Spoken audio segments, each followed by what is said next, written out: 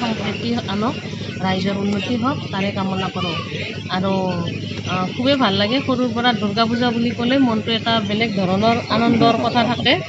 গতিকে সেই বস্তুটো মই অনুভৱ কৰোঁ। এতিয়াও ঠিক তেনেকুৱাই অনুভৱ হয়।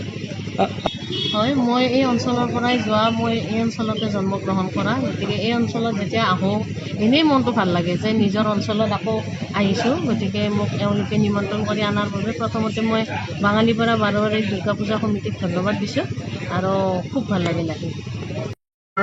উপস্থিতি আমি কামনা কৰিছোঁ। সন্ধিয়া ঠিক 8 বজাৰ লগে লগে আমি একক নৃত্য প্ৰতিযোগিতাৰ আয়োজন কৰিম। অহাকালি ঠিক অষ্টমী পূজাত আমাৰ এই নৱতম আয়োজন ভক্তপ্ৰাণ ৰাইজৰ কাৰণে কৈছোঁ। কুমাৰী পূজা কৰা হ'ব। যিসকল ভক্তপ্ৰাণ ৰাইজে স্বয়ং কুমাৰী পূজা কৰিব বিচাৰে ঠিক 9 বজাৰ আগে আগে যাতে আমাৰ পূজা মণ্ডপত উপস্থিত হয়। তাৰপিছতে আমাৰ দুৰণিবতীয়া ছোৱালী নাগাৰ নাম আছে।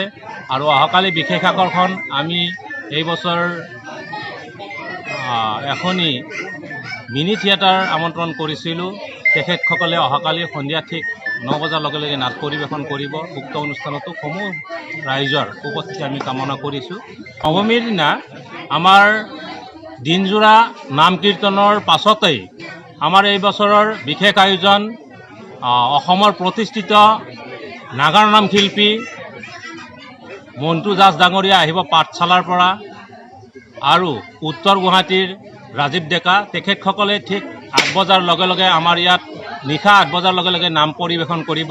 গতিকে উক্ত ধৰ্ম অনুষ্ঠানতো আমাৰ এই অঞ্চলৰ সমূহ ভক্তপ্ৰাণ ৰাইজক আমি উপস্থিত থাকি অনুষ্ঠানসমূহ উপভোগ কৰিবলৈ অনুৰোধ জনাইছোঁ।